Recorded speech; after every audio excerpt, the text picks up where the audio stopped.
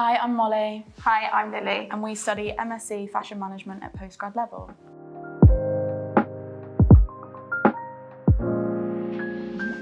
So we will be discussing our magazine that we made. This was part of our module for fashion buying and merchandising. And this was for the promotion of the BA Fashion exhibition.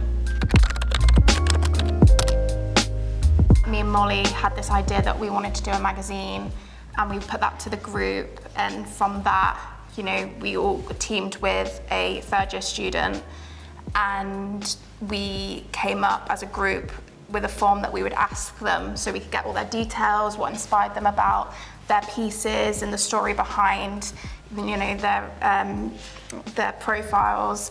And yeah, then we started talking to them and getting some bits and bobs from them, and then sort of putting it all together.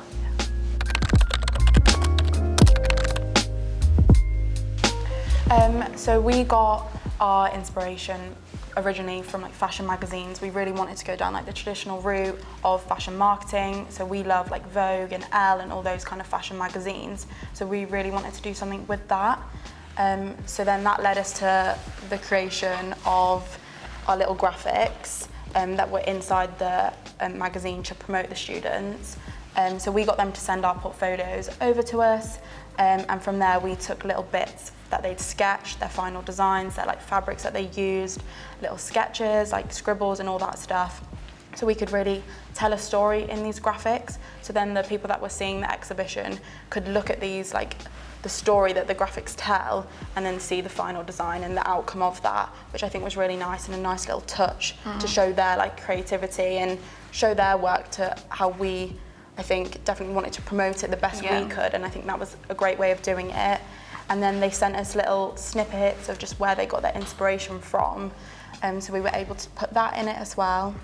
That was quite nice because it meant that we could add like personality to what you were seeing, and a lot of the sort of stories behind the ideas and the portfolios were based from like childhood experiences or childhood memories or people who meant a lot to the students. So it was nice to capture that and have that in a different way than just looking at what they had made. Yeah, and then like every magazine that we looked at prior to making this, they all have little breaking points in the magazine, so we decided to do that with behind the scenes. So we were fortunate enough, a girl on our course really into photography, so she just took some of the designers to the photography studios here and just took some photos for us that we were able to use in the magazine and create this like little breaking point. Yeah. And then people could also see like the work that's gone behind this for the students and for us as well, just to make this magazine and for them to make their designs and really get their designs shown. And yeah, it just added that sort of depth, and that you could see that it had been a long process for them, and that,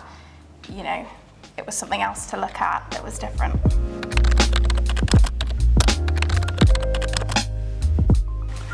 So for the front cover, we kind of looked at a different range of sort of magazine covers that were out there. I'd say one of the challenges was to try and get a little bit of everybody's portfolio on there because they're so different, and we wanted to encapsulate a bit of everybody's. So we kind of found a common theme and similarities that helped us, but we also wanted a clean style that, you know, you could easily read and it was eye-catching at the same time. So we kind of managed to find this happy medium with it. Who thought of the name? Was that Georgia? So we had this originally for this module. We had a big like discussion, didn't we, as like a group, and we were all just throwing names about to the point we were getting like generators up and just like seeing what that would throw at us. Yeah. Because although the fashion students had like it was just going to be like BA.